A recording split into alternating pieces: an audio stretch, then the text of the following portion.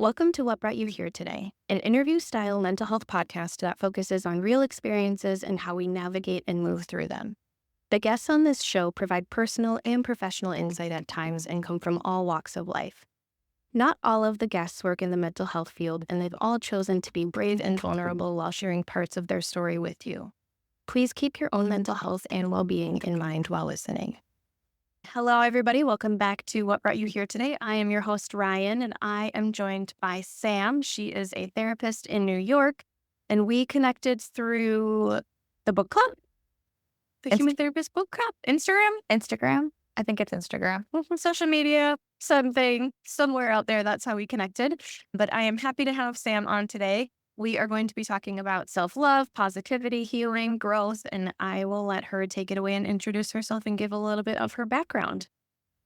Hi, everyone. My name is Sam, aka the Blonde Therapist. I am a licensed mental health counselor based in New York.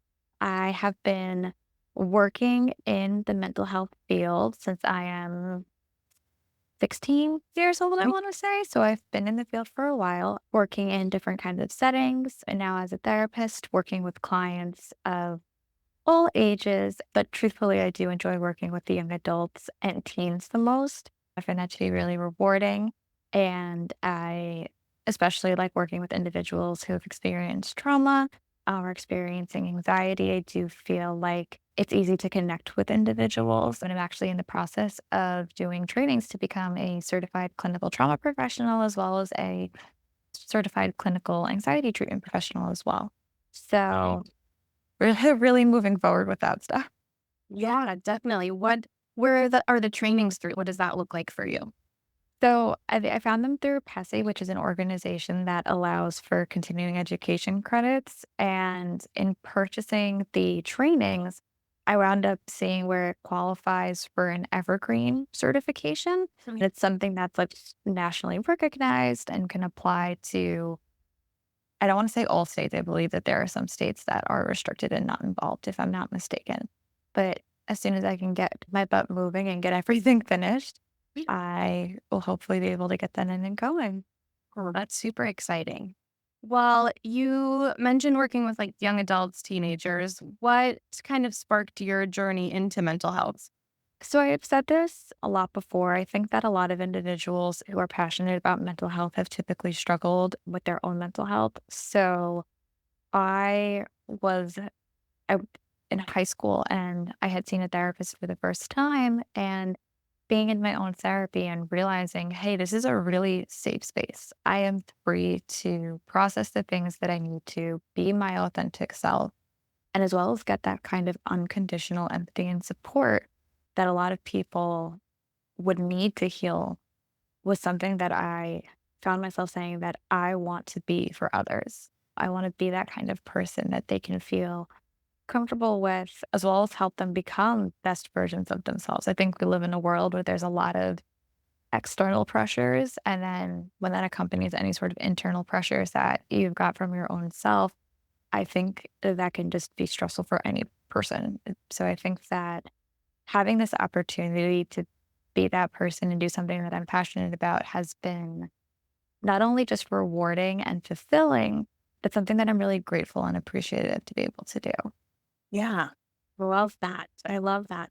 You focus a lot on self-love, positivity, healing, growth. Let's dive into that. What does that look like from your perspective as maybe like just a human being and also as a therapist? I would say that they are intertwined, not only, again, not only as you said, as a human, but as also as a therapist. So I think based on the experiences that we have, and especially because some individuals have experienced that kind of pressure to uphold certain expectations, to meet certain milestones, I think something that I've seen commonly within my work, but then also just online and in social media, is that there's always this pressure to be good or the best, right? Good at your job, be a good parent, be good in your relationship. And I think unconsciously that kind of reinforces in our brain that our mistakes aren't okay, right? If we make a mistake, there is a catastrophic consequence that we're going to wind up having. So when I say positivity, I try to steer away from toxic positivity because I think it's understandable to be disappointed or mad at ourselves if we're experiencing a challenge or we make a mistake. But to be able to then cultivate self forgiveness and compassion with ourselves, because berating ourselves or being hard on ourselves because of what we've gone through or because of the mistakes that we've made, I try to tell individuals that that's only adding another layer of negative feelings, negative thoughts, because it gets messy, but it adds another layer when you're already in a difficult place.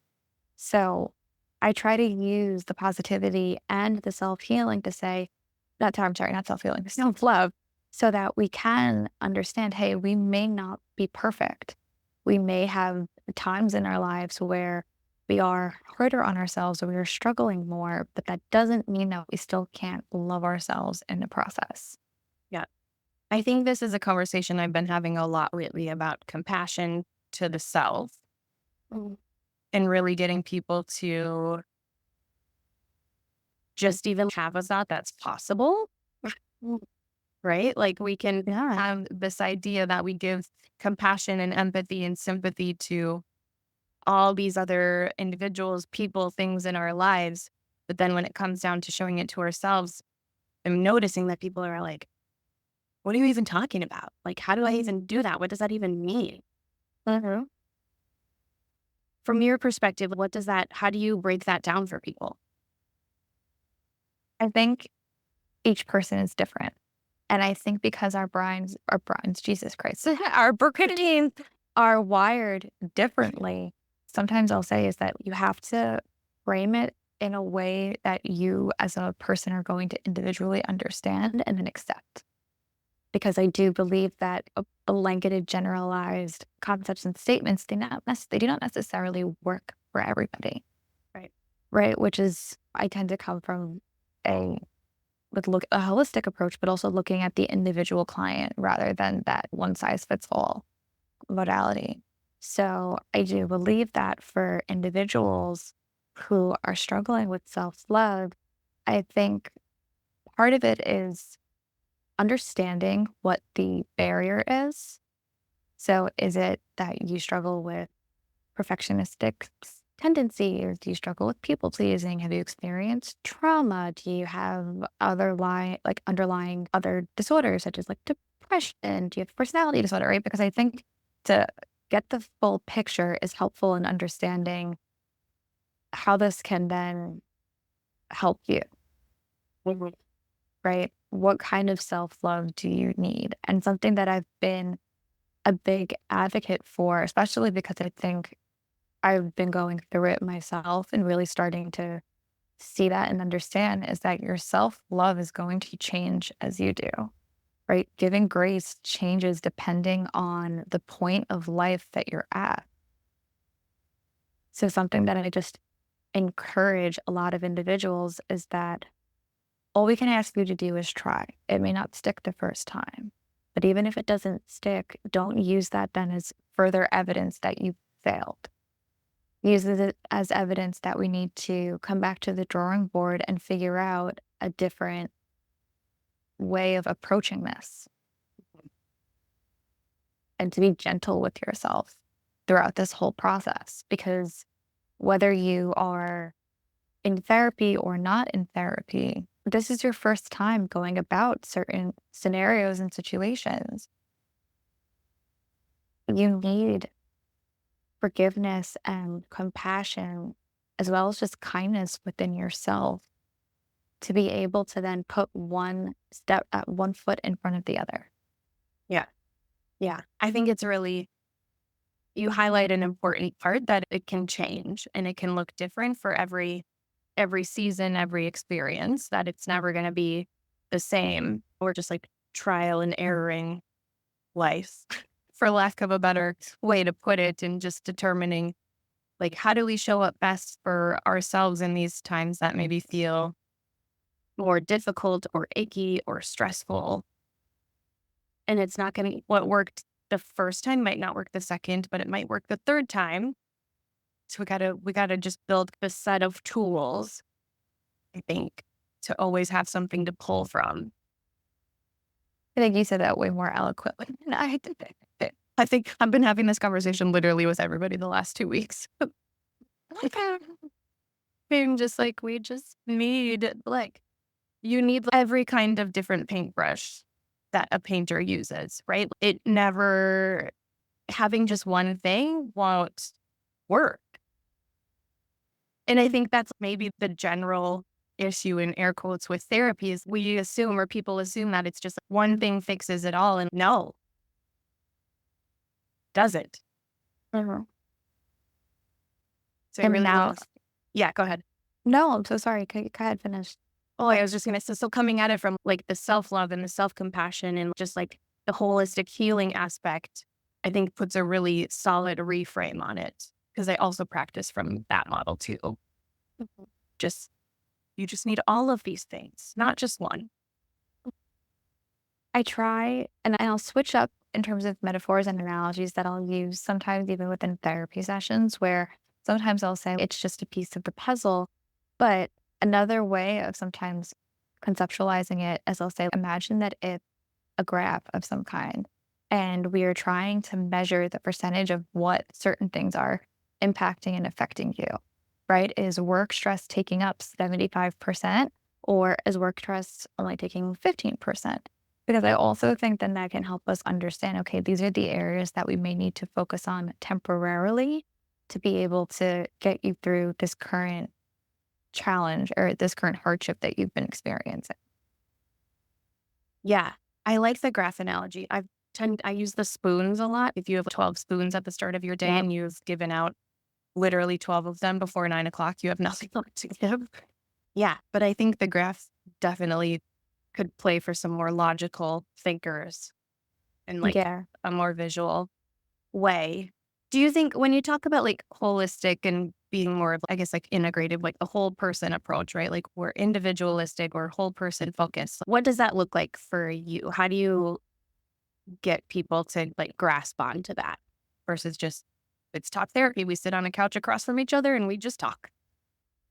So, with a holistic approach, I do just personally feel that the rapport needs to be there to see the individual as a whole. Because I do feel like if clients are guarded about sharing specific details, I think having that holistic approach then makes it a little bit harder if they're hesitant to disclose certain things, if they don't feel comfortable enough to be emotionally vulnerable. But providing that is then there within the therapeutic alliance, I do then feel like looking at the individual in regards to the emotional component, in regards to if there's any psychosomatic symptoms that they are experiencing. I'm big on psychoeducation because I do feel that sometimes clients, especially if they're intellectualizers, having sometimes information as what's going on for them does help them look at it from a holistic approach. Mhm. And mindfulness, I've been on a mindfulness kick like the past couple of months. And I think mindfulness has been really a staple in the therapeutic work that I have been doing. What kind of Because mindfulness have you been doing? so I, and I'm a big person on practice what you preach. So I myself have been trying to get into yoga and meditation more consistently, just because I do believe it's a great way of feeling connected to yourself and feeling grounded as life throws many curveballs at us. In a lot of work with my clients, mindfulness can be great with like trauma work because if an individual is experiencing like intense flashbacks or something, it does help them come back to the present and can be just powerful in that way. I have, though, found just in terms of connecting this to self love, there's some guided meditations that I've been doing with some of my clients in regards to embracing and accepting the parts of us that we feel are difficult to love. Yeah. So, doing some guided imagery and visualization to see what that looks like in a more detailed manner, understanding what that looks and feels like for them, and then truthfully speaking, sometimes I'll say, okay, now imagine that you're embracing that difficult part of yourself. Imagine that you are giving them words of affirmation and complimenting them to be able to, I think, give themselves that kind of hug, like metaphorical hug that part of themselves needs. Yeah. So you're almost also integrating internal family systems work with the mindfulness, right? And giving Mm. them a more immersive experience in that sense. Yeah, I think in a way you're right. I mean, obviously, as I'm sure from your own work, sometimes we have sessions that we weren't necessarily prepared for, or Yeah. we'd have to think quick on our feet in regards to what the client may have brought in for us. But I do believe that self love is a foundation for anyone's healing journey and experience. Mhm. Yeah. How do you get them to translate it out to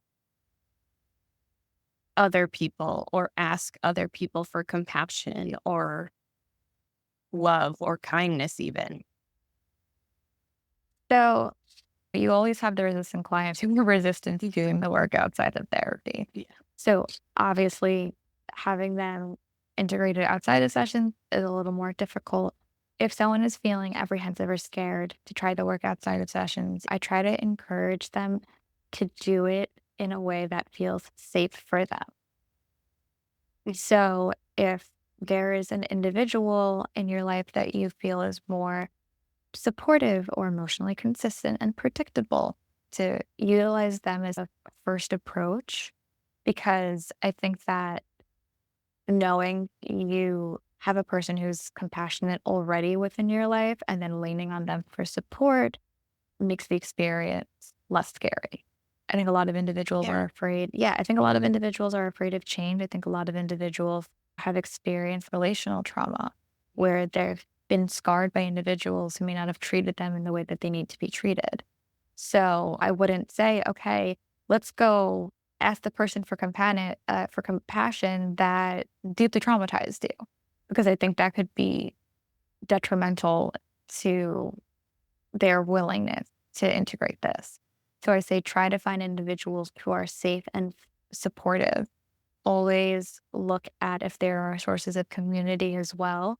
If you feel like you don't have that individual support. So is there an actual support group? Is there a workout class that you are comfortable with, a faith-based community? What do you have in your life that makes you feel emotionally safe enough to let your guard down? Yeah. That's the very well said. I think the safety aspect is huge and getting people to realize that's often a missing component of a lot of healing is just the baseline ability to like even feel safe with yourself, let Mm. alone feel safe with other people. Yeah. What's it been like to like be on social media, like promoting these things, like putting it out into the world? Maybe like how's that impacted you or your work? So I think in regards to myself, I think my own vulnerability has helped a bit. A lot of times there's this stigma that therapists have it all together. We've got it all figured out. We're complete with our emotional healing journey. And Could you usually imagine? I can't even fantasize as to what that would even necessarily look like. But nevertheless, I do think that showing individuals that, like, as a therapist, I don't have it all together. A word that's been frequently used that I've seen on social media is like finding your glimmers or finding the moments that like make you feel happy and content and safe and every positive adjective you can throw in there. So I think highlighting my own glimmers as well as the times that like I've had hardship. So there have been, I'm not sure exactly how many, but quite a few reels that I've put together on Instagram highlighting. I've had moments where in between sessions, I've had to let out a quick cry really quick. To be honest, I've had my own therapy sessions that have been really difficult for myself as well as my own hardships. And I'm still working on self love, right? I think everyone has to continue to work at it, but also know that you're not alone in the experience. We're all human. I think other people need to see some the humanness of self-love. It's not an exact science. It's not something where there is a 10-step plan to follow through and then you'll reach your perfect self-love destination. It's something that gets messy and complicated and something that I think can almost be defeating or disappointing because I can even tell you from personal experience that if you feel like you're putting in all this work and you're still not seeing the desired results of a change in how you would see yourself, it can be disappointing to say, hey, like, why am I not there yet? So something that I would just say is don't give up on yourself, right? You may not have found a way to internalize this and accept it yet, but that doesn't mean that you never will. What are some tangible tips, tricks, things that listeners can try at home or easy ways to start diving into some of this self-compassion, self-love? So personally, I always say go to therapy. I think every person on the planet can just benefit from having a safe outlet to be themselves and to process everything. So if it's possible, go to therapy.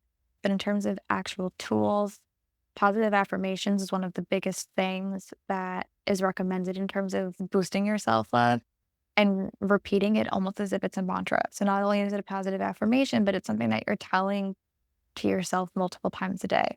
I believe in making it work for your lifestyle. So, for example, we live in a society where I'm sure everyone's got some sort of device attached to them at any point in the day. So, I've told clients there's an app that I like called I Am Affirmations, and they send you reminders all throughout the day um, of things that you may need to hear. But even if you create reminders yourself of affirmations that are healing, that have those go off so that you are at least looking at it and acknowledging it, even if you feel like you don't have the capacity to look in a mirror and say it 30 times a day. I'm a big proponent of also journaling and self reflection. So, reflection on what you would like self love to look like for you, what you feel like are some barriers that are in the way. Another thing that I haven't done myself, to be transparent, but something that I've seen a lot and recommended for other people to do is actually, I call it like a write and destroy. Write and wreck it was actually like the cheesy name Yeah. I came up with. Yep. But to write down some of the perceived flaws or imperfections or mistakes, like the things that you really feel are weighing you down and you're holding on to, and have this cathartic experience of destroying it, right? So it may not necessarily be eradicating it from your mind and your life, but you are having this experience of being able to let go in a tangible way. Yes. Yes. Yeah. I've actually had clients do that with like plate therapy, like writing things on plates and then smashing them out in the parking lot, which is Yep. so fun. More places need to have outlets like that and just giving people the space to, yeah, I think just get it out is like the biggest way. So like how can you find what works for you to release those kind of pent up thoughts and emotions? Yeah. And I love I wish I had journaled more. Like every year I'm like, I'm gonna be the journaler that I like tell people that they should be because I know it's helpful and having this misconception that journaling has to be like pretty and neat and jelly pens and all of this fun stuff when in reality it just needs to be an outlet to get these things out. Make it messy, let it be, don't overthink it. Mhm.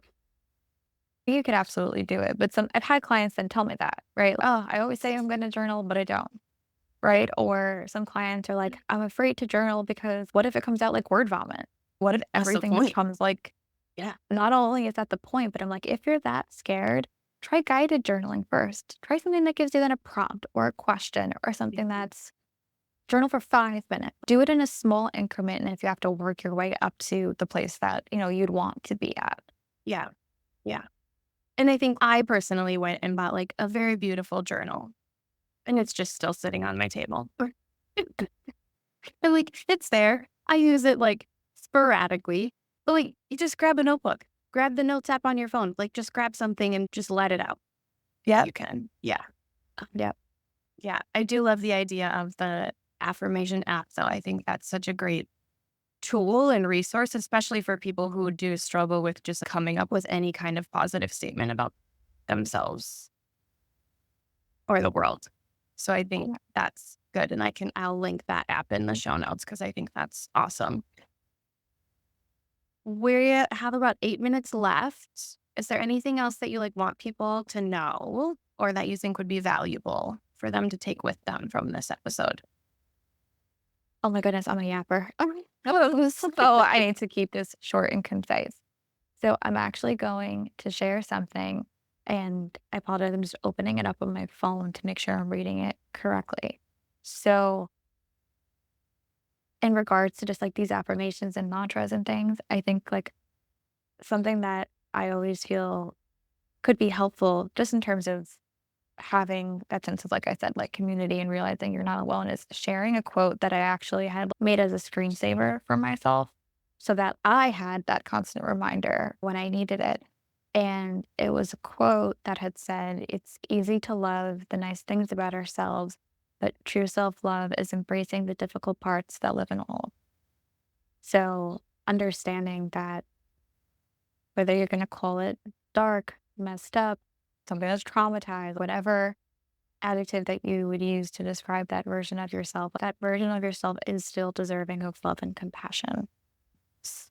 And to give it to yourself as best as you can, and know that if you're feeling like you are struggling with self love and you need that sort of reassurance and evidence from something out there, and the world will still love and embrace you no matter what.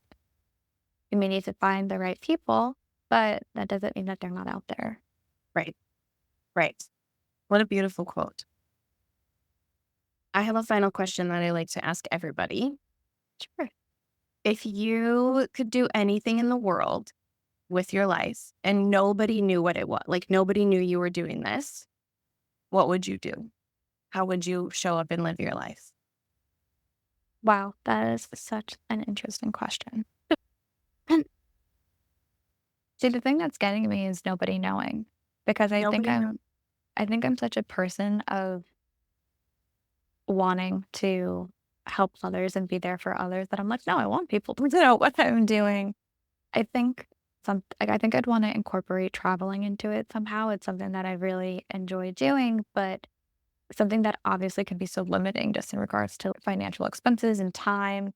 So I think I'd want to figure out if there was a way to contribute to mental health all around the world, whether that means doing things privately. Have you ever seen people leave post-it notes hidden around different parts of workplaces and cities and things? So I would probably do something along those lines of I'm going to leave little positive messages all around the world I love regarding it. self-love, and I'll just be this anonymous post-it person.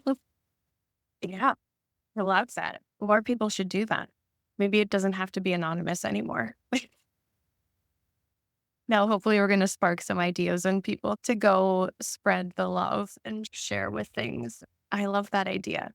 It kind People of are just big. makes me want to do that regardless. I know. Everyone says it's a sign from the universe, right? Like, how many people love signs of things that are coincidences or angel numbers or something that helps them Yeah, feel reassured. So I think that because we always say no one knows the struggle that you're going through, to have this kind of unspoken reassurance from the world that you're doing great, you're so lovable, you will get through this time, feelings are temporary. Every sort of reminder that people would need, I think I would just put it out there everywhere.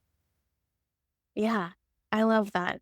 What a great idea. Everybody go around and put some post-its in places and let people know that you matter. They matter. Everyone matters. And then tag us and let us know because I want to see it. Yes. Yeah.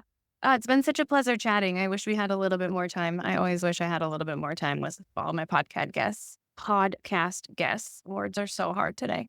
Yeah.